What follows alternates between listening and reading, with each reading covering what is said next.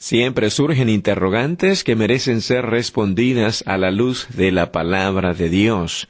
Por eso ingrese a nuestra sala de chat www.bbnchat.org. Allí haga la consulta que desee. Este es un servicio totalmente gratis.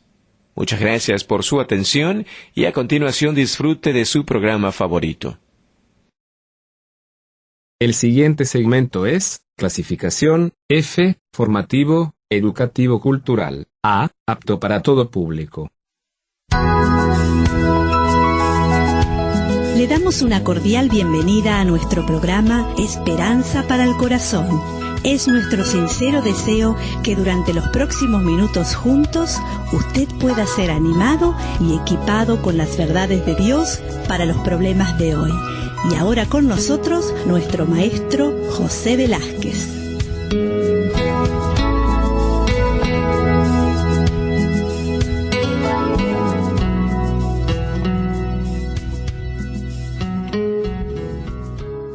Se cuenta de Marilyn Van Der Burg, quien caminó por las pasarelas de un teatro de Atlantic City como la ganadora del certamen Miss América de 1958, una mujer talentosa, atlética, hermosa y aún así conserva el atractivo de una chica sencilla, como tal vez lo tiene cualquiera de nuestras vecinas. Después de reinar durante un ajetreado año en que hizo multitud de presentaciones estelares, terminó sus estudios e inició su destacada carrera de conferencista. Como la expresión máxima de confianza en sí misma y compostura, esta anfitriona de 23 programas especiales de televisión fue la representante por 16 años como la única portavoz femenina de una afamada empresa. Después de 33 años, Marilyn volvió a subir a un escenario muy distinto, con objeto de proclamar un mensaje también muy diferente. Esta noche rompo el silencio, dijo, significa que voy a mencionar lo inmencionable. Después continuó haciendo su confidencia. Desde los 5 años hasta que cumplí 18 y salí de mi hogar para ir a la universidad, mi padre abusó sexualmente de mí. Como conferencista motivacional, Marilyn tenía un nuevo objetivo, la pasión de ayudar a otras víctimas a romper el silencio, a rehacer sus vidas y a vivir en plenitud. Al compartir su horrendo secreto, ayudó a otras personas a que hablaran de sus propios secretos y pudieran sobrevivir a la vergüenza. Pero todavía hay muchas víctimas que viven en medio de una tormenta oculta y que lloran para sus adentros. Salmo 55, 4 y 5 dice, mi corazón está dolorido dentro de mí, y terrores de muerte sobre mí han caído. Temor y temblor vinieron sobre mí, y terror me han cubierto. Nada llega tan profundamente al ser interior de un infante que el abuso sexual. Sus largos tentáculos penetran hasta lo más hondo de su ser. Se enroscan en su alma y estrangulan y matan su inocencia y confianza. Para muchos el terror es tan espantoso que ni una sola parte del corazón del niño escapa de su maligna presencia. Como sucedió con Marilyn Van Der Burg, aún después de muchos años de la violación, su degradante impacto siguió corroyendo su dignidad personal y deformando su percepción de los demás. Ella, al igual que otras víctimas, se pueden identificar con el sufrimiento de Job, los ataques del terror, la pérdida de su dignidad y la falta de seguridad. Job 30:15 dice, se han revuelto turbaciones sobre mí, combatieron como viento mi honor y mi prosperidad pasó como nube. Pero, ¿qué es el abuso sexual infantil? Bueno, es cualquier interacción sexual indebida, ya sea física, visual o verbal de un adulto con un menor, que se realiza con el propósito de obtener estímulo o satisfacción sexual. También significa maltrato, equivale a usar algo o a alguien en forma inapropiada. El abuso es intencional, no es accidental. El abuso sexual provoca daño emocional, mental y aún físico. La palabra abuso es traducción del término hebreo halal, que significa dañar o profanar. El abuso sexual de un infante casi siempre lo comete algún conocido del niño o una persona con quien tiene una relación continua, ya sea un pariente cercano, un amigo de la familia, un vecino, alguien que cuida a los niños, un maestro, un médico, el novio permanente o casual de la madre, un entrenador, aún un líder religioso, un amigo mayor, un familiar mayor de un amigo, un trabajador de guardería institucional, es decir, muchas pueden ser las fuentes por las cuales se puede abusar a un niño. La Biblia no guarda silencio acerca de las interacciones sexuales inapropiadas. Allí en Salmo 19 dice: acecha en oculto, como el león desde su cueva acecha para arrebatar al pobre, arrebata al pobre trayéndolo a su red. Por otro lado está el incesto. Es la interacción sexual de un adulto con un infante o adolescente que es miembro de su familia. Es un pariente consanguíneo, un padre adoptivo o alguien relacionado con la víctima por medio de un segundo matrimonio. A menudo el incesto es una progresión que va de toques sutiles, seguidos de caricias sexuales hasta llegar a la actividad sexual completa. Generalmente la relación incestuosa se repite y prolonga por un largo periodo de tiempo. El incesto se da principalmente en algunas de las relaciones como las que voy a mencionar. Puede ser una niña con un padre o un padrastro, una niña con un abuelo, un tío o un primo, la hermana con su hermano, el medio hermano o hermanastro, el hijo con su padre o padrastro, el hijo con su abuelo, tío o primo, el hijo con su madre o quizás la hija con su madre. La Biblia no guarda silencio en cuanto al incesto tampoco, y dice allí en Levítico 18:6, ningún varón se llegue a pariente próxima alguna para descubrir su desnudez, dice Jehová. Si usted quiere ver más en cuanto a la censura bíblica sobre el incesto, puede leer allí Levíticos 18 desde el 6 al 18. Pero ¿qué diferencia hay entre el abuso sexual y la violación? El abuso es cualquier contacto sexual ilícito, pero generalmente no incluye penetración. La violación es un acto impulsivo y forzado que resulta en penetración sexual. Generalmente la violación es un acto único, mientras que el abuso puede continuar por un periodo de tiempo.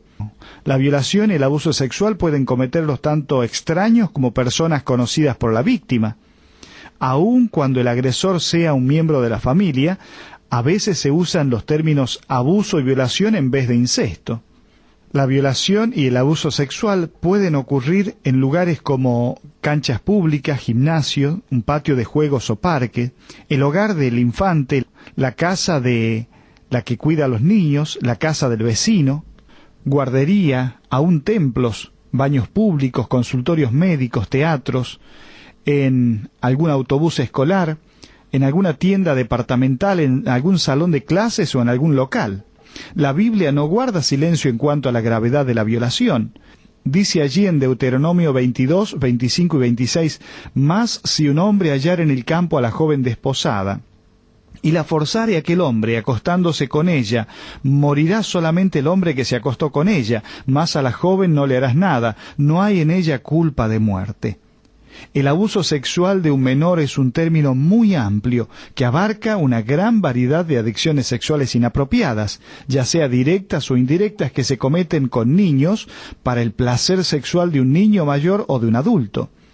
Esa explotación es como una violenta tempestad que deja horrendas secuelas de temor y ruina. Me gustaría por unos minutos que miremos una lista de comprobación para detectar el abuso sexual en la infancia. Vamos a hacer algunas preguntas y me gustaría que cada uno pueda evaluarse. Pensando en el abuso sexual indirecto, cuando era niño usted, ¿era observado por alguien cuando se desvestía, se bañaba o aún orinaba? ¿Estuvo expuesto intencionalmente a la desnudez de otra persona o fue obligado a bañarse con alguien mucho mayor que usted? Eso es exhibicionismo. ¿Se le obligaba a escuchar conversaciones sexuales? Eso es obscenidad. ¿Tuvo que mirar fotografías, revistas o películas que mostraban actos sexuales? Eso es pornografía. ¿Fue obligado a posar para fotografías o películas sexuales? Eso es pornografía infantil. ¿Fue obligado a estimularse sexualmente mientras otra persona lo observaba? Eso es masturbación. ¿Lo molestaron o ridiculizaron por causa de su cuerpo o le hicieron sentir que usted era un objeto sexual? Eso es abuso sexual psicológico. Pero también está el abuso sexual directo, cuando era usted niño. ¿Fue tocado, acariciado en zonas erógenas o lo bañaban de tal forma que se sentía incómodo o incómoda? Eso se llama caricias. ¿Lo besaban de tal modo que se sentía sexualmente incómodo? Eso se llaman besos íntimos. ¿Fue obligado a tocar los órganos sexuales de otra persona? Eso es caricias. ¿Se le obligó a practicar el sexo oral con otra persona? Eso es contacto genital oral. ¿Fue convencido o obligado a tener relaciones sexuales o sexo anal forzado? Eso es violación, eso es penetración. ¿Fue obligado a realizar rituales satánicos de abuso y tortura sexual? Eso es abuso sexual ritual satánico. ¿Se utilizaron en usted objetos que le causaban dolor en los genitales? Eso es sadismo. Fíjese cómo en esta lista de comprobación para detectar el abuso sexual en la infancia, tanto indirecta como directamente, la Biblia promete justicia y esperanza. Hay un compromiso bíblico, dice Proverbios 10:24, lo que el impío teme, eso le vendrá, pero a los justos les será dado lo que desean. Como pasa el torbellino, así el malo no permanece, mas el justo permanece para siempre. Pero ¿quién es víctima del abuso sexual infantil? Una víctima infantil del abuso sexual es cualquier niño o niña menor de 18 años que ha sufrido de una o muchas experiencias de ataque sexual. En términos legales, un niño se llama menor. Un menor se define como una persona de menos de 18 años. Un menor que ha sufrido abuso sexual se siente abrumado por la impotencia. El menor no puede decidir en cuanto al abuso. La víctima no tiene la capacidad de detener el abuso. El menor está indefenso contra el dolor emocional. La víctima se siente totalmente impotente y sola. La Biblia no guarda silencio en cuanto a la preocupación de Dios por las víctimas. Dice en el Salmo 10, 14 y 17, tú lo has visto, porque miras el trabajo y la vejación para dar la recompensa con tu mano. A ti se acoge el desvalido, tú eres el amparo del huérfano, el deseo de los humildes oíste, oh Jehová, tú dispones su corazón y haces atento tu oído. Pero ¿quién es el agresor en el abuso sexual infantil? Bueno, por un lado están los violadores adultos de niños. Habíamos mencionado familiares. El agresor más frecuente de los niños dentro de su propia familia son los padres y padrastros. Ellos prefieren tener sexo con niños o utilizar a sus propios hijos simplemente porque están a su alcance. También están los preferenciales, que se les llama pedófilos. Son personas bastante mayores que el niño o la niña. Demuestran una preferencia compulsiva por los niños que están en la prepubertad y poco o nula atracción por personas de su edad. Generalmente los pedófilos atacan a niños fuera de su círculo familiar. En promedio, estos llegan a tener hasta 90 víctimas, mientras que los pedófilos que atacan a sus familiares tienen un promedio de 2 víctimas. También están los violadores situacionales. Este tipo de atacante sexual no tiene una preferencia definida por los niños, pero los usa sexualmente solo porque están disponibles o porque busca vengarse. Este agresor está enojado, aburrido o se siente impotente, por lo que anda buscando a alguien a quien violar. A menudo un menor es quien llena los requisitos de la situación. El violador de menores es considerado el más peligroso. Generalmente es bastante mayor que el niño y comete actos violentos y crueles. La violación de un niño determinado sucede una sola vez. El abusador de niños generalmente es un menor que viola a un niño menor que él. Típicamente estos atacantes fueron violados en su infancia y como resultado han aprendido a abusar de otros niños en la misma forma. La Biblia revela las intenciones de los agresores y hay una condena bíblica allí en Proverbios 26-24 que dice: el que odia disimula con sus labios, mas en su interior maquina engaño. Cuando hablare amigablemente no le creas, porque 7 abominaciones hay en su corazón. Aunque su odio se cubre con disimulo, su maldad será descubierta en la congregación.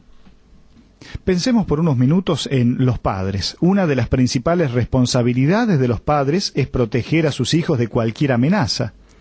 Pero por un lado están los padres permisivos, aquellos que fallan en este deber básico. No solo permiten que se abuse de sus hijos, sino que aparentemente protegen al culpable en vez de al inocente. Es sorprendente que a menudo la víctima sienta más enojo con su padre permisivo que con el agresor. Por otro lado está el padre pasivo. Generalmente es la madre la que pasivamente consiente con el abuso guardando silencio o ignorándolo. La mayoría de las veces se siente impotente para protegerse a sí misma y a sus hijos. Hace víctimas a sus hijos al no protegerlos físicamente y los hace víctimas dobles al retirarles su apoyo emocional. Por otro lado está el padre preocupado. Este padre está absorto en sus asuntos o en sus problemas emocionales, que fallan al no proteger a sus hijos. Carecen de la sensibilidad o discernimiento necesarios para detectar las señales que manifiesta un menor cuando está pasando por graves problemas.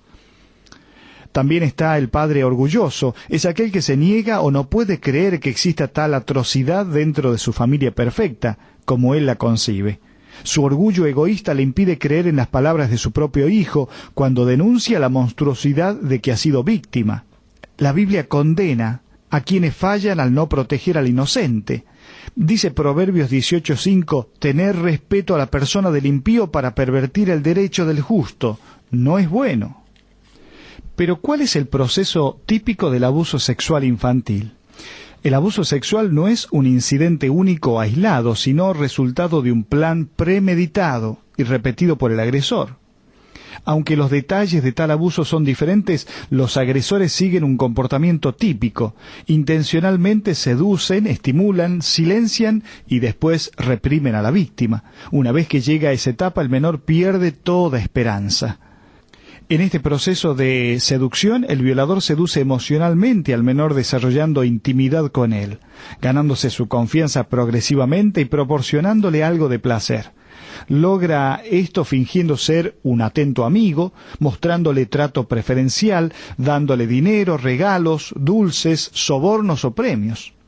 Luego de la seducción viene la estimulación. El menor siente placer con el contacto físico que parece correcto, seguro y cálido, como luchas juguetonas y toques tiernos como abrazos y masajes suaves en la espalda. Con el paso del tiempo el niño se insensibiliza y queda expuesto a un aumento de actividad sexual cada vez más atrevida. Aunque el aumento de contacto físico no sea muy agradable, de todos modos sigue siendo estimulante. Por diseño divino el cuerpo responde en forma natural al estímulo físico. Aunque a menudo el menor se siente confundido por una mezcla de dolor y placer, nunca debe culparse al niño. La culpa solo es del agresor.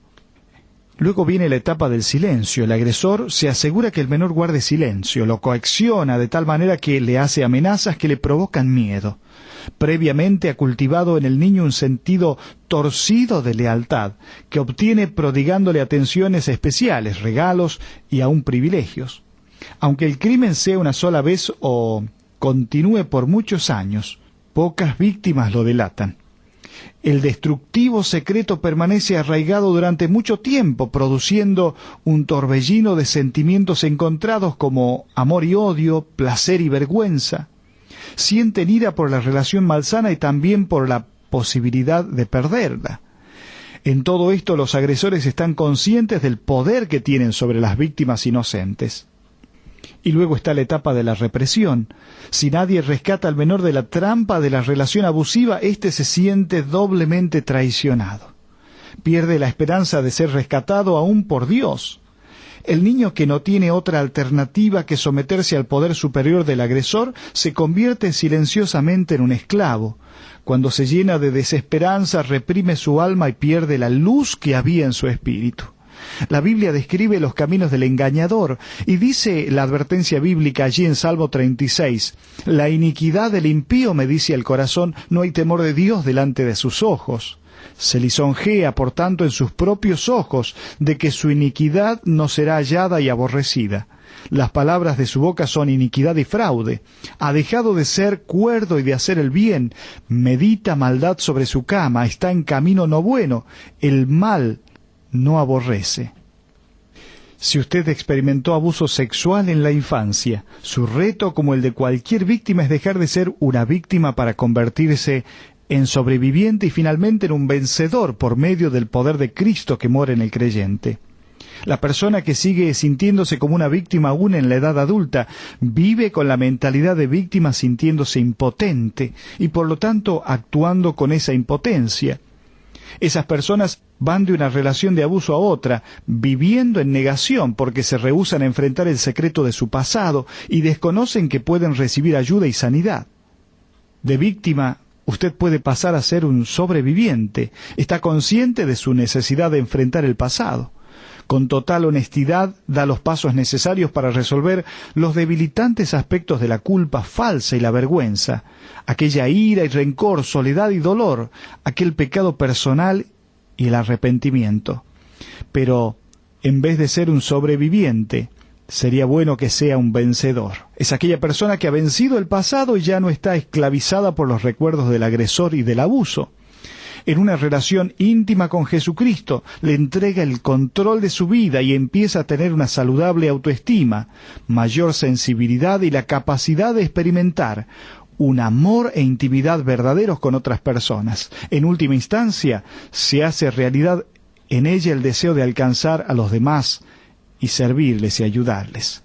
La Biblia nos revela cuál es la esperanza que tenemos para vencer. Dice ahí en Romanos 8:37, antes en todas estas cosas somos más que vencedores por medio de aquel que nos amó. Voy a estar terminando este programa. Vamos a continuar con el tema del abuso infantil. Pero me gustaría que usted, si ha experimentado todas estas vivencias, pueda darse cuenta que a través de Jesucristo usted tiene una salida, una nueva vida, algo diferente. Él no le ha desechado, usted no debe quedar en su pasado. Cristo dice, de modo que si alguno está en Cristo, nueva criatura es. Las cosas viejas pasaron y aquí todas son hechas nuevas. Si usted necesita tener un nuevo comienzo, ¿por qué no le invita a Cristo ahora mismo a entrar en su corazón y le pide que Él sea su Salvador y que viva para siempre en su corazón? Que Dios le bendiga.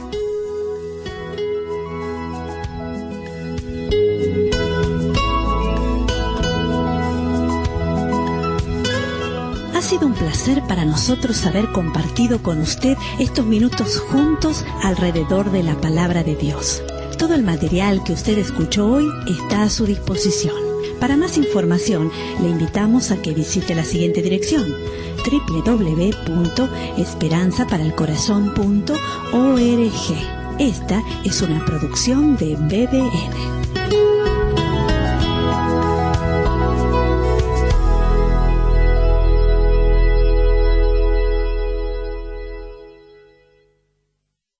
Ingrese a nuestra sala de chat para hacer la consulta espiritual que desee. www.bbnchat.org. Este es un servicio totalmente gratis. Muchas gracias. Somos sus amigos de BBN.